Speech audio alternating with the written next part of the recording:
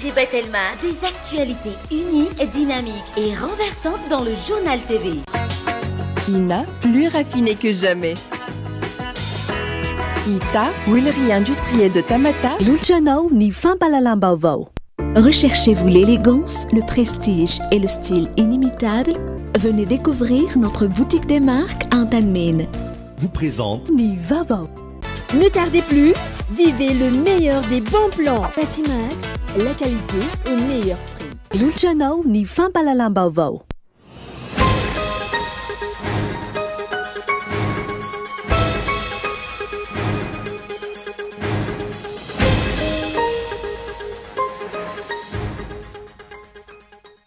Nanamafy ny tsy fanekeny ny sarisary-pifidianana tao anatin'ny tsy fanaran-dalàna sy amboletriny teo anivon'ny fondron'ny kandida raha ny fanambarana nataon'izy ireo tamin'ity androany ity. Tsy pahin'izy ireo marindrano manoloana izany ny fianianany filoham-pirenena izay kaseny andrajoelona ataony 12 Decembre izao. Mitoy ny tolona ary mitsangana ny cellule de crise iarahany fondron'ny kandida sy olom-boafidy maro amaritra sy andrindra ny hetsika izay atao manerana nosy manomboka amin'ny herinandro avy io.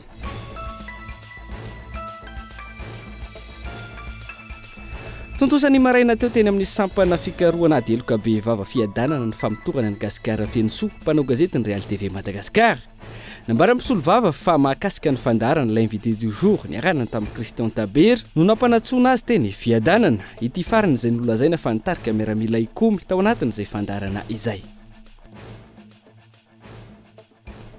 Nangina tanteraka ny tena anivon'ny anteny meram-pirenena androany tsy tonga niona tamin'ireo solombavam-bahoaka hatramin'ny ora farany teo anivon'ny gouvernemanta raha toka tamin'ity androany ity no fotoana voatondro anatanterahana izany.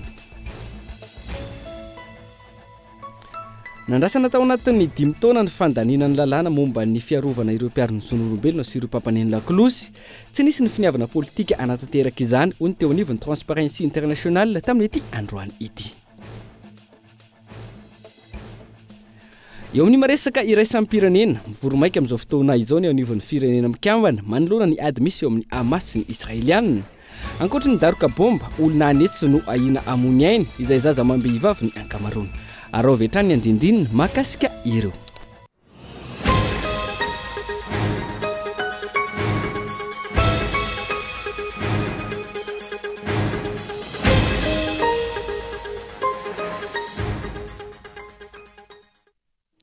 Akafaliana hatrany tomboko lasy tomboko vavy no hitsidiana indray ny tokatranao amin'ity aly ity tonga soa atao anaty fotoana ny fampalalam-baovao atenina ny arabany manasa anao ihany koa hanaraka izay avy hatrany dia matoa andatsoratra ny sampana fampalalam-baovao nonde anokafatsika ny fampalalam-baovao amin'ity aly ity raha esorina ny zoanana ny tsirairay amin'ny fahafahana maneho hevitra dia heverina olona voafatotra tsy afaka mandray anjara amin'ny fampandrosoana ny firenena ny tenany azo antenaina ve araka izany ny fampandrosoana ny Madagasikara raha toka fanampenam-bava fanitsakitsahana ny lalàna sy ireo zao fototra ananany tsirairay ireo no manjaka eto amin'ny firenena ankehitriny.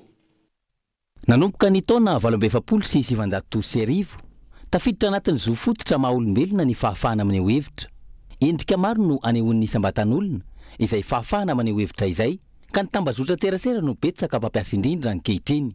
Tsy tokony ho adino nefa fa avelan'ny lalàna anangana fikambanana, anangana toko politika na mamory olona ny olom-pirenena tsirairay avy. Azo ny olom-pirenena atao ihany koa ny maneho ny heviny amin'ny hira, dia, hosodoko, sary hitatra, manoratra boky, fomba fitafy, eny fa hatramin'ny endriky ny volo sy ny didin'akanjo aza. Eny anivon'ny fiarahamonina, afaka maneho hevitra ny olona amin'ny samy mpinamana, eo anivon'ny fianakaviana, eo anivon'ny fiangonana sy ny fiarahamonina amin'ny maha izy azy. Amin'ny ankapobeny, ny demokrasia ny fomba fahafahana maneho hevitra be indrindra, saingy misy lalàna mipetraka, mametra ny azo ny tsirairay atao sy ny tsy azo ny tsirairay atao. Io lalàna io dia miova mandrakariva, miova arakaraka ny foto-kevitra itondrana azy, ka eo indrindra no miteraka ny olana goavana setrain'ny Madagasikara amin'izao fotoana. Voagetsa sy voafehy ny fahafahana maneho hevitra eto Madagasikara. Hiarany tsindry, raha matahora sy ny fanenjana avokoa, izay rehetra maneho hevitra, milaza ny zavatra tsy mety sy ireo tsy fanarahan-dalàna ataon'ny mpitondra. Manjaka ny didy-jadona, mifanohitra tanteraka amin'ny demokrasia. Raha omena fahafahana nefa ny olona, dia misongadina ny fananany zo, aneo ny maha izy azy, eo amin'ny tetom-pitondrana, eo amin'ny toe-karena, eo amin'ny fiarahamonina sy ny kolotsaina. Raha esorina ny zo ananany tsirairay maneho ny maha izy azy, dia verina olona voafatotra tsy afaka mandray anjara amin'ny fampandrosoana ny firenena izy. Raha ny zava-misy eto amintsika amin'izao fotoana izay anjakan'ny fanampenam-bava, anjakan'ny fanitsakitsahana lalàna sy ireo zo fototra ananany tsirairay, izy sy aro azan'ny tenaina ve ny fampandrosoana ny Madagasikara izay tafiditra anatin'ny firenena gisotra aty Afrika? Azo antenaina ve ny hamaritoerana sy hahatoteny ny fitondrana izay tsy mampiasa afa-tsy ny jatony? Raha tsy misy ny fahafahan'ny vahoaka, tsy maintsy misy samy ijoro ho pitaky izany zo izany isiny ny fandrosoana. Tsy maintsy misy ireo andray fepetra ka hanala ny tahotra ao aminy, hanohitra ny tsirariny sy ny tsy ara-dalàna. Fanontaniana, tompona ndraikitra tokoa ve ianao sa matahotra? Raha ny tahotra mantsy no manjaka dia misy olana ny fahafahana maneho hevitra. Raha ny tahotra no iaingana, raha ny tahotra no iainana, voagetsa ny fahafahana misitraka ny zo, hanana sy aneho hevitra ankalalahana. Anjarany tsirairay araka izany no mandray finiavana ka miroso sy mitady izay fomba rehetra ahafahana manantanteraka io zo fototra io. Samy maneho hevitra fa kosa mandanjalanja ary tsy tokony hafina ambadiky ireny pseudo any anaty tambazotran-tserasera toy ny olona tsy manana azon-damosina ireny. Fantarina ihany koa fa ny olona tsy mitovy fahalalàna tsy afaka hiroso amin'ny ady hevitra. Izany ve no mety ho antony tsy ny sy ny ady hevitra sy ny fifanakalozana nangataha ny vondron'ny kandida sy ireo ray aman-dreny ara-drazana ary ireo vovonana isan-karazany atizay sa misy antony hafa? Anjarany tsirairay no mandinika sy mamakafaka izay tena zava-misy marina. Matoan-datsoratra ny sampana fampahalalam-baovao any androany zay fa nanamafy ny tsy fanekena ny saritsarina fividianana tao anaty tsy fanarahan-dalàna sy amboletriny ny vondrony kandida araka ny fanambarana izy ireo tamin'ity androany ity. Tsy pahin'ny marindrano ihany koa manoloana izay ny fianianana ho filohan'ny pirenena izay kasainy Andry Rajoelina tao ny 9 Decembre ho avy izao. Mitoeraka izany ny tolona ary mitsangana ny cellule de crise iarahana amin'ny vondrona antoko solom-boafidy maro izay amaritra sy andrindra ireo hetsika atao manerina nosy manomboka ny herinandro ho avy izao. Henri Florian. Teboka enina lehibe no misongadana teo anatin'ny fanambarana izay nataon'ny collectif des candidats tamin'ity androany ity. Voalohany amin'izany, melohon'izy ireo ny raha matahora atao amin'ireo rehetra izay milaza ny heviny toy ny mpanao gazety, mpanao politika, syndicat, olon-tsotra izay manitsakitsaka tanteraka ny fahalalàna maneho hevitra sy ny fahalalàny amin'ny asa fanaovan-gazety. Faharoa, ireo fampiatsoana sy famotorana ny sesisesy noho ny aiai amin'ny fisian'ny fikomian'ireo miaramila dia mampiseho fa tsy milamina intsony ihany koa ny raharaha ao anatin'ny folo alin-dahy. Izany no mampiseho fa ilaina ny anohizana ny fampidinina adatabatra boribory izay efa natomboka ny vonana nampanina FFKM mba handravonina ireo disadisa rehetra misy ka tokony atsatra ny fanenjehana ireo rehetra nenjehana na sivily izany na miaramila. Fahatelo, namafisany collectif des candidats fa tsy ekena iny tsaratsara mpifidianana feno tsy fanaran-dalàna sy natao teto amin'ny firenena mba hametrahana olona tsy mizaka intsony ny zo-pirenena malagasy hitantana ny firenena. Teboka fahaefatra, tsy pahin'ireo vondron'ny kandida marindrano ihany koa ny fianianana ho filoham-pirenena izay kasainy Andry Rajoelina atao ny 9 Decembre avy izao izay mbola fanitsakitsahana ny fiandrianam-pirenena malagasy ihany koa. Fahadimy, ny collectif des candidats dia manohy ny ezaka rehetra hitondrana fanaovana ho an'ny fiainam-pirenena ka namolavola lalam-pifidianana vaovao hanatsarana ny lalàna efa misy izay natolotra ireo solombavam-bahoaka miaradi aminy teny anivony ateny miram-pirenena. Atao izany no ireo sosikevitra azo avy amin'ireo mpanara-maso ny fifidianana sy ireo mpiara-mombonantoka amin'ny Madagasikara. Mila soroana ihany koa ny disadisa sy ny krizy ara-politika ateraky ny fifidianana toy ireo efa nitranga matetika niteraka fahasahiranana ho an'ny olom-pirenena. Teboka fahaenina farany, mitohy ny tolona ary ambara fa mitsangana ny cellule de crise izay iarahan'ny vondron'ny kandida, ny antoko sy ny vondrona antoko, ny olom-boafidy, ny firaisamon'ny pirenena, ny fikambanana isan-karazany ary ireo ray aman-dreny ara-drazana izay amaritra sy andrindra ireo hetsika rehetra atao manerana Madagasikara manomboka ny herinandro ho avy izao. Ny tolakandro teo nisy ny fivorenana ny arahan'ny collectif des candidats sy ireo solombavam-bahoaka maromaro mahakasika izany rehetra izany. Ho hitantsika eo araka izany ny fivoarana izay tolo izay manomboka ny herinandro ho avy izao. Fa tontosan'ny maraina teo teny amin'ny sampana fikarohana heloka be vava fiadanana ny famotorana ny gasikara feno soa.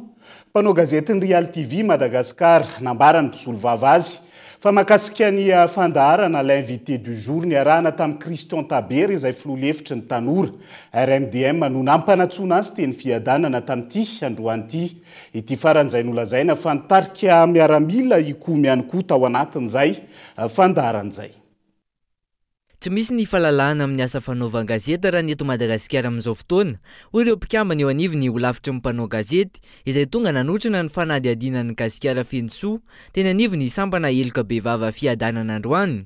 Nambara mpisolo vavany tamin'izany fa mikasika ny fandaharana l'invité du jour ny alahana tamin'ny Christian Taber izay filoha-hevitry ny tanora RMDM no anton'izao fanadihadiana izao.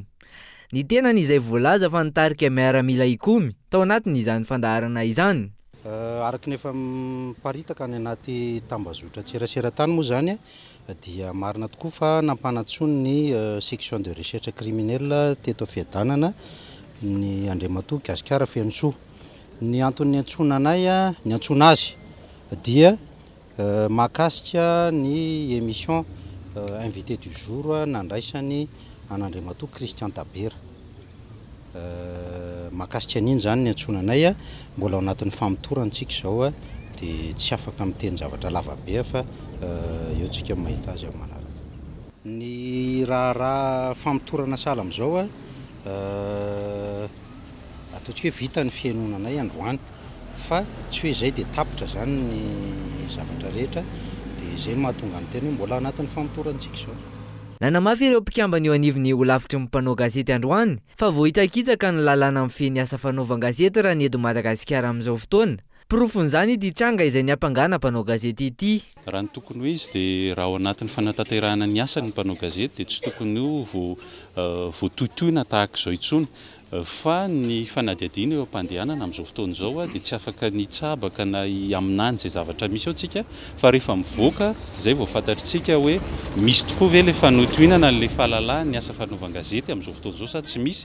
Fa raha ohatra ka ao anatin'ny fandaharana no iampangana mpanao gazety hoe mitarika miaramila ikomy dia tena ilay fahalalahana ny asa fanaovana gazety mihitsy no tsy misy eto Madagasikara satria mampatsiahy fotsiny aho hoe fandaharana interview no ataon'ny Gasikara Fenosoa tsy manetana ilay mpanao gazety hanao zavatra fa mametraka fanontaniana amin'ilay vahiny dia somary mampalahelo ihany fa tena hoe miempitra zany ny fahalalahana ny asa fanaovana gazety eto Madagasikara. Tsy vao androany no nahitana mpanao gazety hiarany raha matahora tahaka izao eto amintsika raha nitranga izay niseho nandritra izay 5 taona lasa izay. Ny fahalalahana amin'ny asa fanaovana gazety izay efa tsy hita taratra intsony raha ny fanazavana. Ny asantsika dia isika ny tena mahalala azy fa fantatritsika fa efa nisy teto ny hoe mpanao gazety zany ampanatsoana dia elan'ny olona le lalàna mifehy ny asantsika.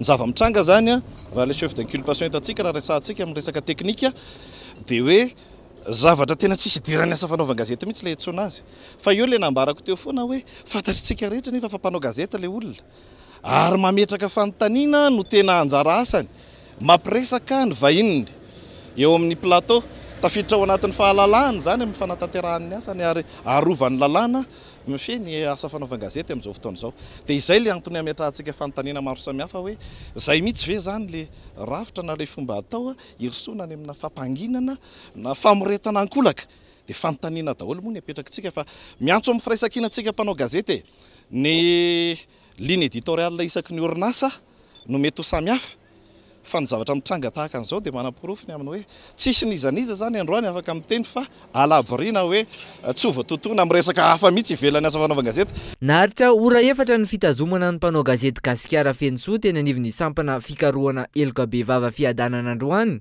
Tonga nanotrina azy ary naneho firaisankina ireo mpanao gazety namany sy ny filohany ho lavitry ny mpanao gazety tamin'izany.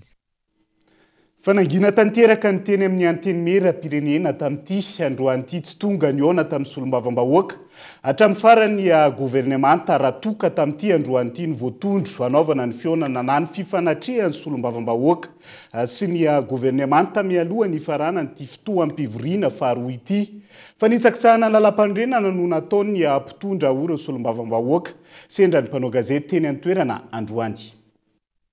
Fianana fasafasy no voalaza ny lalam-pandrenana amin'ny fametraham-panontaniana ataon'ny solombavambahoaka amin'ny gouvernemanta fa tsy ny fifanakalozana ara-taratasy hoy ny solombavambahoaka. Androany tsy tonga hatramin'ny faran'ny gouvernemanta hiatrika ny fasafasy atao fa amin'ny solombavambahoaka. Tranga iza manitsakitsaka tanteraka ny lalam-pandrenana hoy ny solombavambahoaka ary manana zofo afantatra ny marina ihany koa ny vahoaka malagasy raha ny fanazavana. Zava ho azy fa tsy manaraka lalam-panorenana zany ary tsy zany ny voalaza lalam-panorenana. Voalaza lalam-panorenana dia mifanatrika dia mametraka fanontaniana ny solombavambahoaka, zay ny voalaza lalam-panorenana ary mamaly ny gouvernemanta mba ho fantatry ny mpiray-tanindrazana ny fandehan'ny toetra ara-pirenena azo atao. Kanefa ny fahitako azy dia hoe mba ahafantatra ny toe-javatra misy ny vahoaka sy ilay solombavambahoaka dia tsy tokony izay no fanaovana azy. Ary izay ihany koa moa zany ny voafaritra ny lalàna hoe tokony fanatrika. Ampahafantarina antsika fa tsy ny vahoaka malagasy tsirairay no manana an'izany ainao manjery zay, fa ny fahitany anay mametraka sady mitondra ny teniny sy ny feony mivantana amin'ireo androm-panjakana mpanatanteraka ireo no fahafantarany sady fahainoany fa tanteraka ary tonga amin'ny toerana tokony ametrahana azy tokoa ny tenin'ireo vahoaka ireo. Koa ny tsy fahafanana tanteraka an'io dia azotsika lazaina fa misy tsy fanarana ihany koa ny lalam-panorenana misy antsika. Tianay ny manambara eto fa betsaka tokoa ny afatra avy amin'ny vahoaka, tsy ho an'ny vahoaka ny brikabila irery fa ny vahoaka malagasy maneran'ny Madagasikara dia mitovy satria manana ny olana iainan'ireo vahoaka ireo izay nampitondrasany feo. Raha tsy milaza fotsiny atsika manerana ny Madagasikara manana ny olana ara-fananantany ny vahoaka malagasy, manana ny olana raha-pitsarana ny vahoaka malagasy. Hitatsika tamin'ny fifidianana farany teo mihena hatrany ny tapa-fandraisana anjarany olona, izany hoe efa mitombo ny tanàna izay tokony ho sokafana ho kominina vaovao, ho fokotany vaovao mba hanakaikisa ny vahoaka ny birao-panjakana dia anisany afatra izay tena ho takiny vahoaka izany. Raha ny hita androany ny katona tanteraka ny efitra fivoriana eo anivon'ny anteny meram-pirenena nangina tanteraka ny teny antoerana androany. Akoatra izay marobe ihany koa ireo fahatolo-dalàna izay tsy hodiniana mandritra izao fivoriana ara-potoana faharoa izao.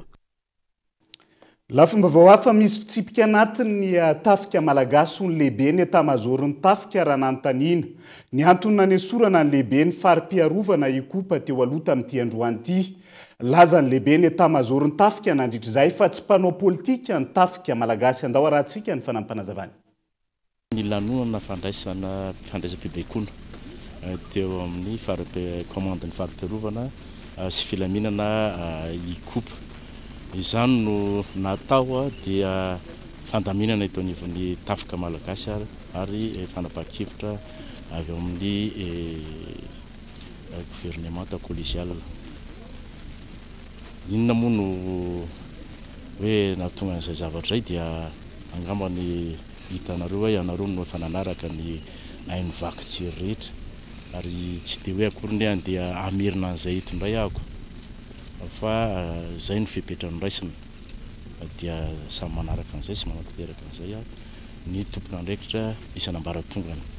Tiako marihana fotsiny dia hoe ny tafika dia manana ny sata ny fiazy sy ny lalàna tokony arana ary ny fitsipika tokony ajaina amin'ny fandraisam-pitenenana amin'ny masom-bahoaka na eny amin'ireny haino manjery na gazety vakiboky rehetra zany dia ilana ny fangatahana lalana mikasika an'izay raha ohatra ka mikasika ny anona manokana ny fandraisam-pitenenana manokana rehefa tsy nahazona lalana dia tsy maintsy iaran'ny fampiarana ny fipetra mifanaraka amin'izay ataonavina tafika malagasy. Mazava ho azy fa ny tafika malagasy dia tsy manao politika raha ohatra ka mbola miakanjo an'izao akanjo miaramila izay rakofanay izao fa tokony ametra-pialana eto anivon'ny mahatafika azy izy raha ohatra ka tianao politika. Pejy ny tontolo iainana no anohizantsika ny fampahalalam-baovao amin'ity alay ity. raha nandrasana tao anatiny 5 taona ny fandaniana ny lalàna momba ny fiarovanyireo mpiaro ny zon'olombelona sy ireo pampaneno lakolosy eto Madagasikara tsy nisy ny finiavana politika. Anatanteraka izany hono teo anivony Transparency International androany ny sokatra nanomboka androany manoloana izay nyrafitra ho an'ny pampaneno lakolosy eto Madagasikara. Tsy mbola misy hatramin'ny androany ny lalàna miaro ireo mpiaro ny zon'olombelona sy ireo pampaneno lakolosy raha ny zava-misy eto Madagasikara. Zon'olombelona maro no vohitsakitsika anatin'izany. Nandritra ny 5 taona no ny andrasana ny fampandaniana izay tavela eny anivon'ny anteny meram-pirenena ankehitriny. Tsy misy ny finiavana politika hoy ny teo anivon'ny Transparency International. Raha manay manokana aloha zany de préoccupation anay foana zay zavatra zay jusqu'au moment hoe misy le izy plaidoyer efa atao ny action rehetrarehetra efa ezahana atao mba hoe andresena lahatra any mpitondra fanjakana mba handany le lalàna mba hametraka an'le mécanisme.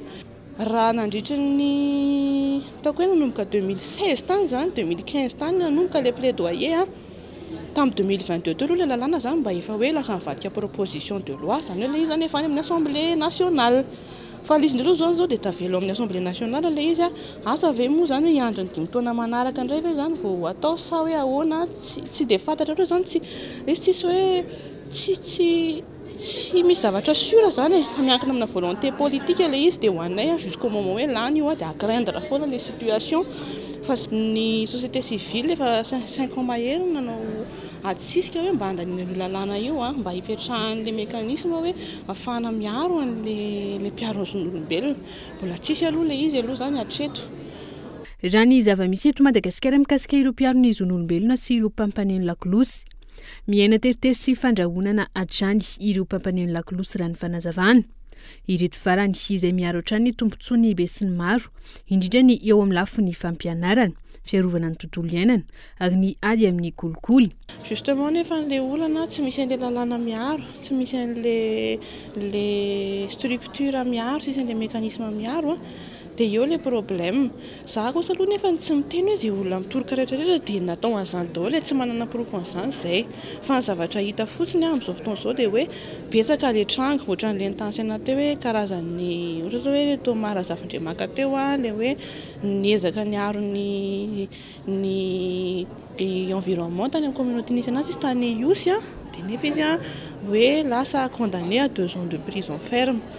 Zavatra ohatr'izay zany misy zao le Madame Angélique le any amin'ny razan'ny Vohibola any amin'ny partie est Ampangalana any miaro an'le alan'ny Vohibola izy dia izy indray nefa menacé an'le trafiquant hoe amin'io asa tsy hoe asa moa zany efa amin'ny engagement ny miaro an'le ala dia le trafiquant zany lasa manana pouvoir afaka menacé anazy dia le fanjakana nefa manoloana izay mijery fotsiny tsisy ninina ataony le lalàna moa tsy misy le mécanisme tsy misy dia izay aloha zany situation misy actuellement. Za tsy milaza hoe rehetrarehetra dia hiaran'izany daholo satria misy cas be dia be any mety tsy hitantsika tsy fantatritsika ihany koa. Napetraka ofisialy androany araka izany maison des lanceurs d'alerte na ny rafitra ho an'ny pampaneno lakolosy eto Madagasikara. Tetika asa izay taritin'ny Transparency International fa tsy ny vondrona européenne vola. Mbola maro ireo ezaka amin'ny fiarovana ny zon'ny pampaneno lakolosy malagasy raha ny fanazavana hatrany. Raha mbola andrasana araka izany izay lalàna hiarovana ireo pampaneno lakolosy izay eto Madagasikara dia tafapetraka ihany koa ireo rafitra rehetra miady amin'ny kolikoly tao anatiny izay 5 taona izay saingy tsy hita mivaingana ireo vokatra azo ny teo anivony ONG Tolotsoa. Olana eto Madagasikara ihany koa ny fanazavana ny tsy fampiarana ny lalàna manoloana ireo endrika kolikoly samihafa hita eto amin'ny firenena fitiny okoloana. Efa 20 taona ny teto Madagasikara no nametraka ireo rafitra hiadiana amin'ny kolikoly. Saka efa mipetraka na ireo lalàna na ireo rafitra miady amin'izany nandritra izay. Tsy hita mivaingana ankilan'izany ireo vokatra azo tsampain-tanana hitan'ireo olom-pirenena ho hiatrany ny fanazavana. Fa inona ny vokatra any amin'ilay vokatra tsika no sahirana satria tsy dia misy vokatra hitan'ny olom-pirenena. Ny vokatra nefa no miteraka fampitokisana. Dia izay zany lasa misy tsy fampitokisana zany eo amin'ilay rafitra sy ny olom-pirenena izay tokony hiazakazaka andeha hitory. Dia nefa noho tsy fahitana an'izay vokatra izay dia lasa tsy matoky izy. Dia izay no ampitaina amin'ireo rafitra rehetrarehetra zany hoe tonga ity fotoana anaovana tombanezaka n'ilay paikady pirenena faharoa io dia tsara raha dinihana ny amin'izay hoe ahoana ny tena azahoany ny rafitra napetraka vokatra fa tsy lasa vesatra ho an'ny fitondrana koa ny firenena ilay rafitra fa tokony ho lasa vahaolana dia zay ny tokony hipetrahana foana zay ny tokony ho tanjona hoe inona ny mahavaolana azy zay inona ny vokatra tokony omeny an'ireo olom-pirenena zay miantoka any fampandehanana raha ao aminy. Toy ny mahazatra ny finiavana ara-politika iady amin'ny kolikoly an-trano no tsy misy eto Madagasikara. Manomboka any amin'ny teti-bola iadina amin'ny kolikoly izany hatrany amin'ny fahalalana manatanteraka ny asa. Ny laharam-pamena dia fampiarana ny lalàna araka ny voasoratra. Izany hoe tsy tokony atahotra mpiatra lalàna ireo rafitra miady amin'ny kolikoly, izany hoe na ministra io na solombavambahoaka io na olom-pirenena tsotra io dia tsy tokony atahotra mpiatra an'ilay lalàna. Zay moa le fitoviana zany amin'ilay hoe zon'olombelona tokony hitovy satria raha alavaina ny fanalavana an'ireo rafitra ireo dia misy hoe mahaleo tena foana ao anatiny, dia zay fahaleovantena zay tokony hita taratra amin'ny fanapahan-kevitra zay ataony. Fa indraindray zay tsy hita taratra amin'ny fanapahan-kevitra zay ataony ka mampiahiahy ny olona hoe tena mahaleo tena tokoa ve io rafitra io, sa misy tsindry hafa, indrindra moa fa ilay hoe mbola rattaché amin'ny présidence ihany koa ilay izy dia mbola vao maika mampiteraka iay ka tsara raha dinihana ny ampaleo tena tanteraka an'ireo rafitra ireo fa tsy hiankin-doha amin'izay fahefahana ara-bola omen'ny ny ao amin'ny présidence zay. Nanomboka androany ireo etsika ho fankalazana ny andro iraisam-pirenena iadina amin'ny kolikoly. Andrasana ho hatrany ny fanazavana ny fampiarana ny lalàna sy ny vokatra amin'ireo rafitra samihafa miady amin'ny kolikoly eto Madagasikara.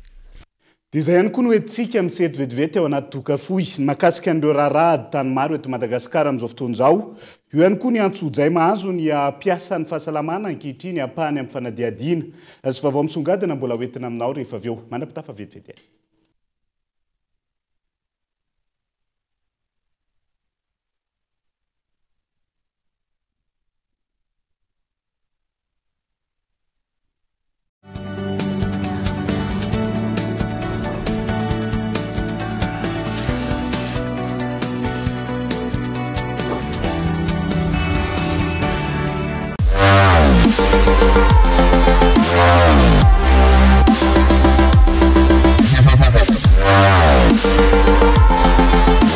Découvrez de nouvelles sensations.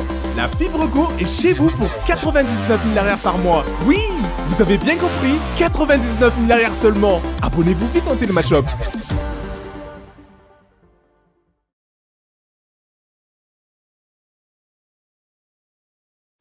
Ina dia vita amin'ny soja voafantina mba hampatsiro ireo karazan-tsakafo karakarainao. Ny menaka Ina dia ahitana oméga 3 sy oméga 6 ary ara-pahasalamana no notrikaina entin'ny soja. Ina ilay menaka manome tsirony nahandronao isan'andro.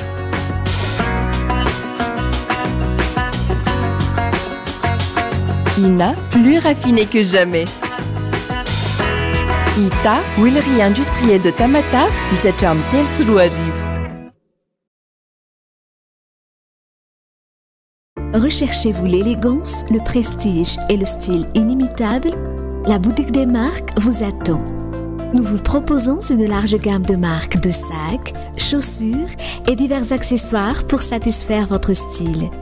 Adidas, Fossil, Lacoste, Lancel, Michael Kors, Nike, Tommy et d'autres marques les plus appréciées.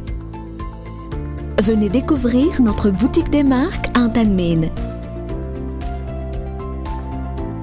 Téléphone 034 81 978 01.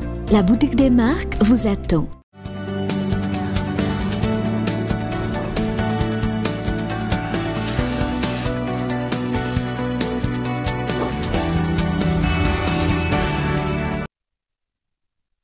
Manatitra ny arabatra ny tomboka lasy tombovavy tonga soa atao anatin'ny tapany faharoa amin'ny fampalalam-baovao amin'ity alay ity isan'ny tarantsika izay. Mbola maro ny lesoka tsy maintsy hareniny eo amin'ny fitsarana ny raharaha momba ny tany eto Madagasikara amin'izao fotoana izao. Hoy ny teo anivon'ny Transparency International isana ahitana izany mahakasika ilay tany antsoina hoe de la salle mitondra ny titre 77B eny Ambodivodava Alasora ankehitriny. Maro ny olona mitaraina mikasika ny olana fananantany eto Madagasikara. Antony, efa maro ireo mahitahita, manao lalana ambanin'ny tany ka mikatsaka izay tombontsoa azy. adygoavana sy sarotra no ahafahana manarina izany ho ny fiarahamonim-pirenena miady amin'ny kolikoly ary ezaka lehibe ihany koa ny fanarenana ny rafi-pitsarana maefa misahana izay fananantany izay ohatra amin'izany ny zava-mitrangy ny alasora izay mbola tsy ahitana ny marina hatramin'izao fotoana raha ny tantara nisy tany no vidiny ny dadabe tany aloha tany amin'ny taona 1,700 rehefa maty io dadabe io dia ny zanany 7 mianadahy no nandova azy tsy nisy nivarotra ireo zanan'ireo tampoka teo lasa n'olon-kafa ilay tany lasa nisoratra amin'ny anaran'olon-kafa ny taona 2020 amin'ny alalan'ny acte de vente tous karaha ny fanazavana ao amin'ny acte de vente io dia lazaina fa olona efa maty talohan'ny taona 1979 no lazaina fa mbola tonga teo tamin'ny taona 1979 nanatanteraka n'ilay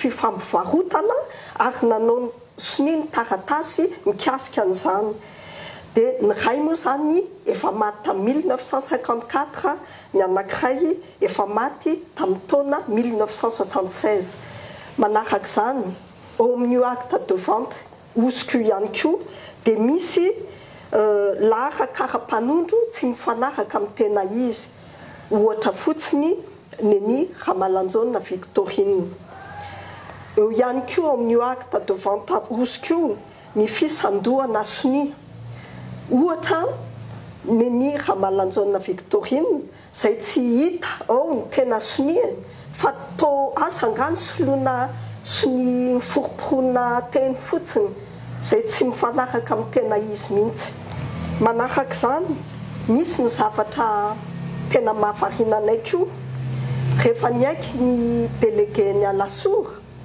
tamin'ny rehefa nandalo ny raharaha teo amin'ny ambaratonga voalohany zany fa misy acte anankiroa samihafa ao amin'ny boky ny alasora acte administratif zany samy mitondra numéro 35 nefa samy tamin'ny taona 1979 io zany hoe zavatra tsy tokony hisy mihitsy zany anaty boky roa samihafa moa no ahitana an'izany araka izany nanao fitoriana ny taranaka taty aoriana no tsaraina ny volana aprily 2022 lasa teo ny raharaha efa nivoaka ny didy ary tsy nahazo rary ny mpitory ka nampiakatra ny raharaha tany amin'ny ambaratonga ambony no tsaraina indray ny raharaha ny volana septambra 2022 mampiahiany tranga tahaka izao ny mpisolo vava antony nivoaka ny didy izay tsy natrehan'ny tompon-tany tamin'ity indray mitoraka ity nivoaka ny didy fa tsy natrehan'ny tompon-tany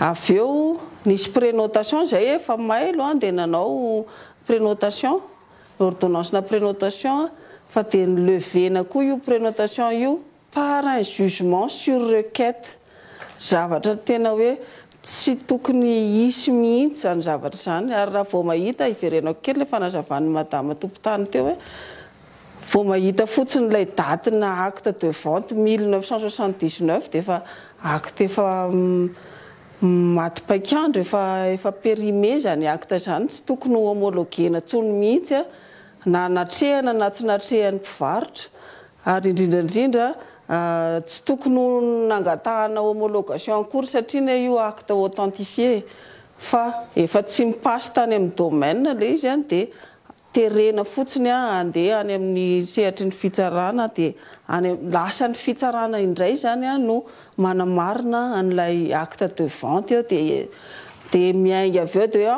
acte de vente régulier io satria namafisy ny fitsarana ny ainga avy amin'io acte de vente homologué io avokoa ny inscription sy ny mutation rehetra ka na voasoratra ilay tany ho an'ireo laza ho nahazo ny tany izany rehetra izany no mahatonga ny mpandova hiady mafy isehon'ny famarinana mikasika ity raharaha ity dingana maromaro no efa natao ahafahana mamerina ny tany amin'ny mpandova saingy hatramin'izao fotoana tsy nahazoana rariny izany ho ireo ny taraina efa nanao antsoavo tany amin'ny filohan'ny repoblika ka ity farany nandefa ny raharaha tany amin'ny ministera ny fitsarana narirariran'ny ilay nikarakara ny dosie tao amin'ny ministera ny fitsarana izy ireo ka tsy fantatra hatramin'ny androany ny valin'izay tany amin'ny ministera tompony andraikitra ny aika izy ireo fa misosika ilay taratasy noho izy olona maty no nanao siny io acte de vente io andrasana ny anarena ny fitsarana ireo lesoka ireo hoy ny mpandova hitanay mihitsy tsapanay fa tena mitanila tsinona ny fikarakarana ny rahanay io ary misy kolokolo avolenta mahavoasarangotra olona manana fahefana lehibe eto amin'ny tany sy firenena mahatonga ny marina tsy mety hivoaka. Nanamafy ihany koa ny teo anivo ny Transparency International fa tokony hisy ny fanadihadiana lalina mikasika ity raharaha ity ary tokony ho hatsaraina ny rafim-pitsarana eto Madagasikara. Tanjona amin'izany no azoana izay ratriny sy hitsiny ka tsy ho takony kolokolo sy kiatranatrano. Fa miseho amin'ny endriny maro ny tsindry sy ny antsojay mahazo mipiasan'ny fahasalamana indrindra fa ny paramède amin'izao fotoana izao hoy ny filohan'ny syndicat ny paramède tamin'ity androany ity. Isan'ny arany antsojay farany teo ny piasan'ny fahasalamana atao be fandriana avaratra rehefa tsy nampandany. Ny kandida avy amin'ny ministeran'ny fahasalamam-bahoaka nandritra ny fifidianana izay ho filoha lefitry ny infirmiera ny volana novambra lasa teo. Henri Florian. Ireo paramède avokoa no mitantana ny 470 isan-daton'ireo CSB to Madagasikara amin'izao fotoana izao. Raha ny nambaran'ny filohan'ny syndicat ny paramède androany. Mitazona anjara toerana lehibe amin'ny fampandehanana ny fahasalamam-bahoaka araka izany izy ireo. Ankehitriny misy eo amin'ny endrika maro samihafa ny atsonjay sy ny tsindry ataon'ireo tompon'andraikitra sasantsasany indrindra fa taoriny ny fifidianana izay ho filohan'ny ho lavitry ny infirmiera ny volana novambra lasa teo. Dia nefa mbola mitohy ankehitriny ilay karazana antsozay ary misy ataona olona sasasasany atao anatin'ny système ihany.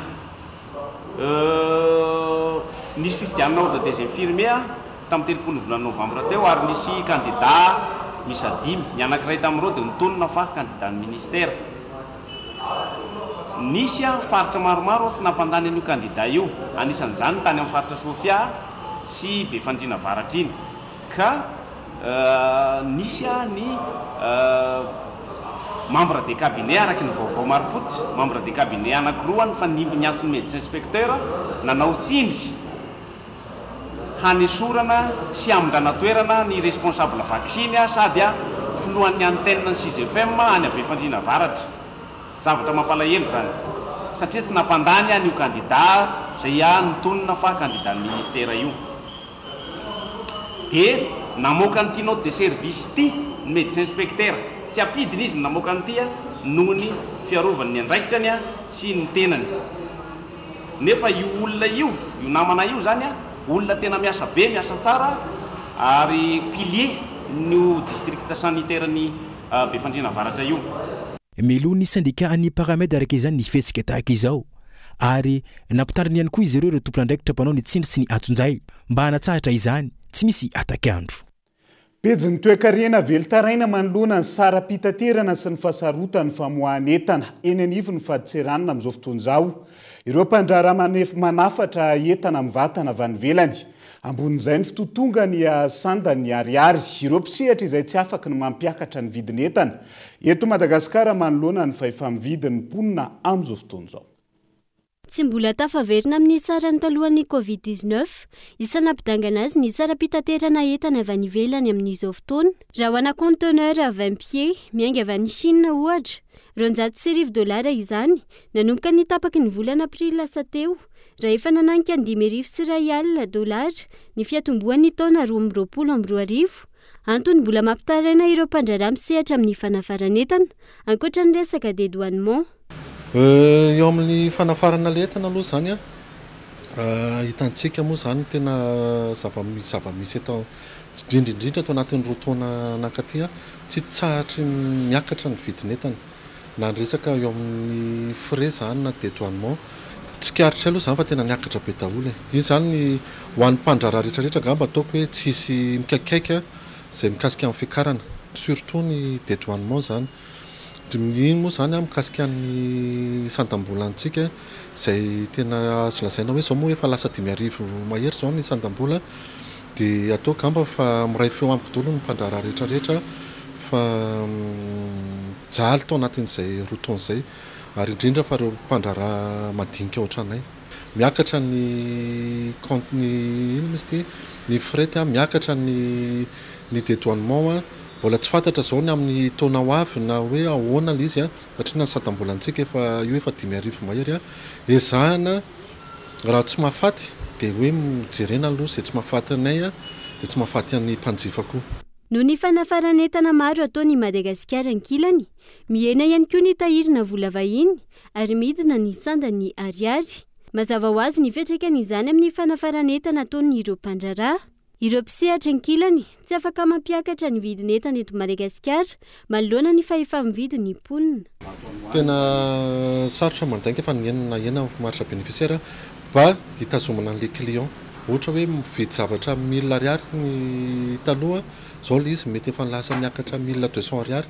Nefa ny raha vao 1200 ariary iny efa mety client efa mety maneno, efa menimena hoe niakatra le prix dia izany tazomina le prix dia ny marge anay zany no any amin'ny quantité zany ny izany anjehana le lavaka. Tsena mbarotra eto amintsika mihitsy amin'izao fotoana zao no miovaova araka ny lazainao teo ny fahefa-mividin'ny tsirairay ihany koa tsy mitovy dia tsy afaka tonga dia manisy stock be da be izahay satria tsy fantatra anay hoe mety ho lany ve le stock mety ho sur stock fotsiny ho lasa stock mort dia tsy mandeha le entana dia lasa perte izahay au lieu de tokony hoe alafo produit hafa anankiray mihodina matetika dia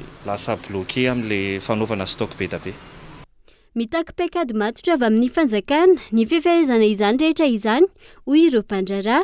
Ankoatra ny politika monétaire mazava, takina ny fanatsarana ny famokarana eto Madagasikara ho tonga amin'ny fanondranana ny firenena aorian'izay ka hiakatra ho azy ny sandany ariary.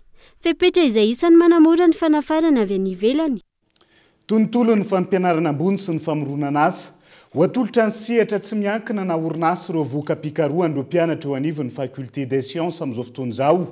Tanjona ny ampidirandreo mpianatra amin'ny sehatry ny asa sy ny matianina ao anatin'izay ny farana tamin'ny fomba ofisialy androany araka izany ny journée scientifique izay nokarakarainy ny faculté des sciences teo anivon'ny université n'Antananarivo. Ny farana androany ny journée scientifique izay nokarakarainy ny faculté des sciences izay naharitra 2 andro. Fotoana izay hianam-pisehoana ny voka-pikarohana izay hianataon'ireo ampianatra. Ilaina ary zava-dehibe hietsika toy izao hoy ireo mpampianatra antony efa mampiditra sahady ireo tanora ao anatin'ny sehatry ny asa sy ny matianina.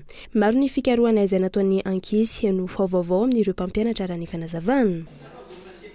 Izay mahita zany ny mpampianatra mahatsapa hoe mandeha le fikarohana mety le zavatra omena mpianatra fa tokony mafisina kokoa zany mba hiantevambatana any amin'le filan'ny setra tsy miankina le fikarohana sy fahavahitana mpandrosoana firenena fa vita be ohatra fotsy zao zavatra lasaiko androany zao vao nafantatra fa hoe hay ny firenentsika malagasy dia trany avaratra ka trany atsimo dia misy berila ao ambanin'ny tanitsika ao izany hoe tena manan-karena firenentsika zay zao hita tamin'ny voka-pikarohana tao. Efa miroso amin'ny fampafatarana ireo orinasa ny voka-pikarohana ny eo anivon'ny faculté des sciences amin'izao fotoana izao raha ny fanazavana. Mandeha mankany zao ny lalana ataonay satria izy indrindra ny tadavana fiaramiasa izay moa politika mpandrosoana eto faculté des sciences izao dia miezaka manantona ny setra tsy miankina indrindra ireo orinasa hoe inona ny azo hifanampiana hoentinay amin'le fahalalana kely anananay mba hoentina mpandrosoana an'le orinasa hampandeha tsara le orinasa. Dia mihevitra izay fa tokony handeha amin'izay lalan'izay zany manomboka izao ny fiaramiasa amin'ireo setra tsy miankina satria tafita ny resaka efa misy ara ny fanaraha fiaramiasa amin'ireo setra tsy miankina isan'izany ohatra ny chambre de commerce eto Antananarivo miaraka amin'ny fibifamako ohatra dia efa misy miaraka amin'ny sim izay dia efa mifampiresaka miaramiasa akaiky ka iveriko fa ireo orinasa be ao anatin'ireo fivondronan'ireo dia ifanantona tsikelikely aminay mba hiena zany le antsana misy eo amin'ny setra tsy miankina amin'ny orinasa sy ny université. Isan'ny fanamafisana ny fiarah-miasa amin'ny sehatra tsy miankina ihany koa ny hetsika tahaka ny journée scientifique tahaka izao ary fifanakalozana eo amin'ny siasamy scientifique ihany koa. Fa hiazo amin'ny mananjara vetivety sika ao anatin'ity vaovao manaraka ity Vinanasa-pampandrosoana maro no tapaky ny rafitra ifotony manapa-kevitra na structure locale de concertation sy ny be ny tanàna ny mananjary ambony vohitra nandritra ny fivoriana izay nitaterahana tamin'ity androany ity. Atolotra ny filakevitra municipal ny sorotrasa no vinavinaina azona fankatoavana ka hitady mpiara-miombonantoka sy mpamatsy vola ny fiadidiana ny tanàna aorian'izay ony be ny tanàna ny mananjary. Maître Coco Franconio Denis andoaratsika ny fanampanazavany. Raha patsahivona vetivety dia anisany santionana izay notapahana tao androany ny fanasiana arofanina ny tetezana natokana ho an'ny mpandeha tongotra ao akadrano ary ny fanaovana ny lalakely mandraka tonga eny Antaninarenina izay famezivezeny ny mpianatra amin'ny CG, lycée sy ny CIC.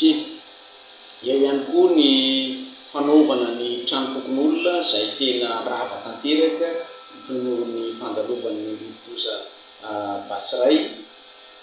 Manamp'izay koa ny fandiovana sy fanarenana ny lakan-drano na ny fantsona fitondra rano maloto sy ny avy ny ampiasaina sy ny ranorana eto atapy-tanàna ny mananjary. Indrindra fa ny fanaovana sy fanatsarana ny lalana manairana ny tapy-tanàna ny mananjary.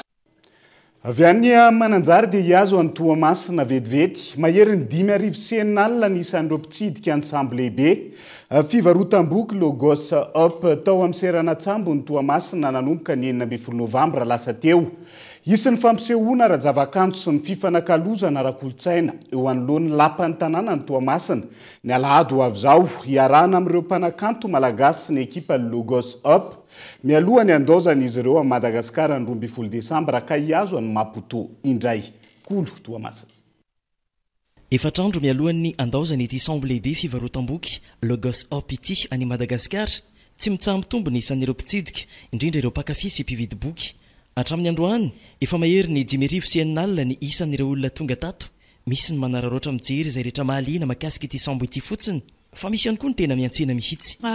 Izy hoe sambo be aloha zay avy niakatra tanatina sambo be ohatr'izao aloha zany tonga dia tena hoe gaga tanteraka hoe wow vao miditra eo amin'ny port zay koa vao niditra tato amin'ny port zany moa dia avy eo amin'izay le fisina hoe olona be da be ny ato zany avy amina firenena samihafa dia boky avy amina firenena samihafa ohatrany hoe voyage zany ianao nefa ny eto an-toerana eto ihany zay ny tena anisany naliana anahy. Dia avy eo koa zaho manana zazakely dia mitady boky ny zazakely tena anisany sarotra indrindra amin'ny teny anglisy dia zay ny zavatra voalohany indrindra nijereko ary farany indrindra satria le izy koa misy boky kristiana maro dia zay ny tena farany indrindra naliana anahy hoe ato zany ahita izay mety hoe tsara ho anahy zany complet tsara.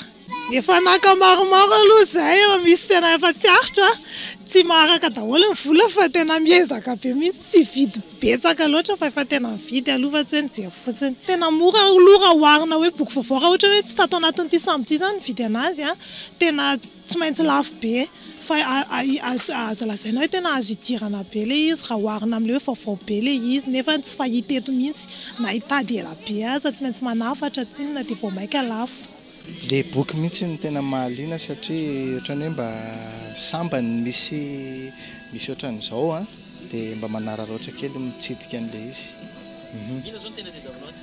Any anahy zany le boky ery amin'ny chrétien ery fa izay ny tena nijereko fa ny zavatra niverenako kely tetsy dia andeha hiverina iny za io fa dia nijerijereto ihany fa ireny tena nijerijereko. Azo atao ihany ny vidiny raha jerena amin'ny vidina boky hafa any ivelany ato zany tsy dia maninona ihany fa tokony azo idirana tsara.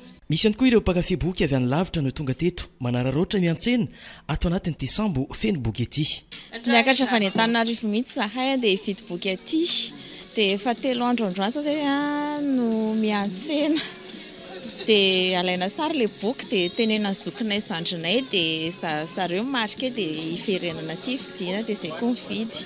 ny fahitana ny boky tena intéressant be mihitsy le izy sady occasion no mora betsaka zao ny boky ohatrany hoe nisy nividiko version française à 70 000 ariary ndray nefa ato le izy 20 000 ariary 15 000 10 000 ariary 30 000 ariary vakina hitaizana ny ankizy dia misy boky découverte ny sasany dia misy développement personnel ny sasany dia misy resaka spirituel ny sasany dia za manokana ny trano manangana efa manana bibliothèque dia reto zao section version anglaise fotsiny indray fa teny français daholo ny ankamaroan'ny boky any trano.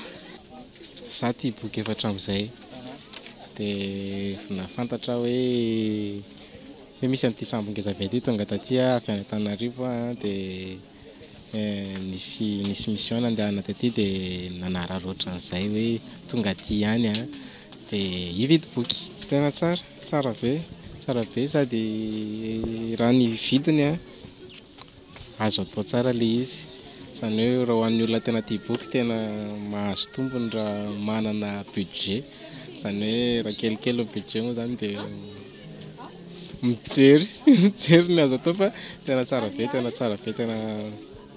daholo le boky sady le izy boky ny akabiazany amin'ny teny anglisy dia hoan'ny olona tia teny anglisy tia hitrandraka teny anglisy dia tena feno ato tena feno hividy mihitsy ka tsy jerijerotsy nefa hividy zay tratrako. Tombony lehibe ho an'ny Madagasikara indrindra ho an'ny tanànan'ny Tomasina ny fandalovana itony sambo mpivarotra boky toy itony amin'ny alalan'ny fanjifana ny boky eo ihany koa ny fifanakalozana ara-kolontsaina eo amin'ny tompo tanàna sy ny mpitsidika. Zavatra goavana ny ho antsika tamatavy zany satria tadidio fa ny vaky boky dia anisany amprisihina zany ny mpianatra indrindrandrindra isika mianakavy mba hiverina amin'izay famakiana boky zay satria ny boky dia anisany mitondra fahalalana ary ny boky zany amin'ny ankapobeny tsy misy diso mihitsy ny zavatra soratany dia zay no fampirisihina antsika maka an'izay boky zay. Ny commune manana bibliothèque municipale dia entina aty ihany koa zany ireo mpiasan'ny bibliothèque ireo mba mahita ohatran'izao ny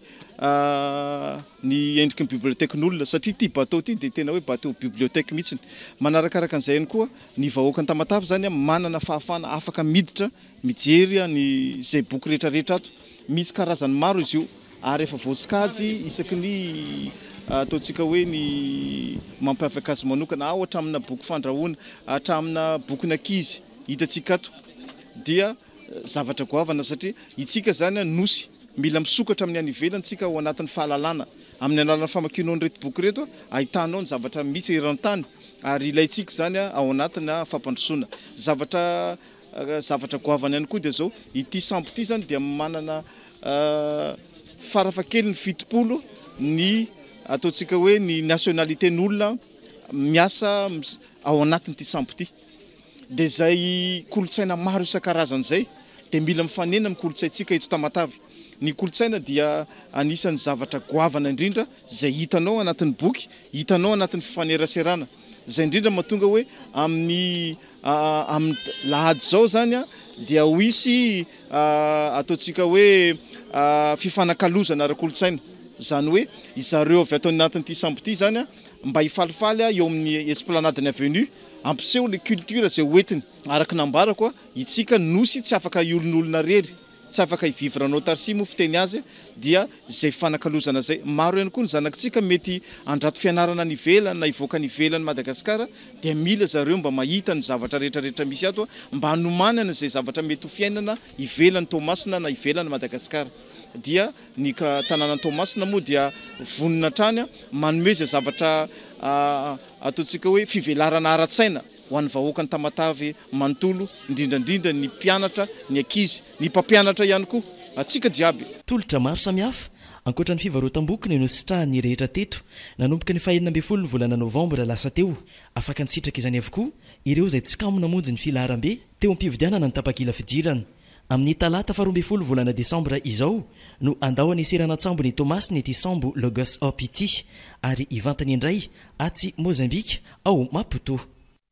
Mbola tsy tara araka izany ho an'ireo mpity boky raha izao miazakazaka miazo any Toamasina ao anatin'izay. Any ivelany mivoromaika amin'izao fotoana ny eo anivon'ny firenena mikambana manoloana ny ady misy eo amin'ny Hamas sy Israel. ankoatra ny daroka bomba olona metsy no ahina mony ainy amin'izao fotoana izao izay zaza mambehivavy ny ankamarony noho ny tsy fisiny ny rano sy ny sakafo ihany koa tanjony fivoriana maiky io araka izany ny tadiavana fomba amonjeny ireo olona marefo ireo dia izay ihany koa no entina manakatona ny fampahalalam-baovao tamin'ity ala ity naiza misy anao ankasitrahany ianao nanaraka izany hatramin'ny farany mandra-pitafa ho amin'ny manaraka indray tompo kilasy tompo vavelona.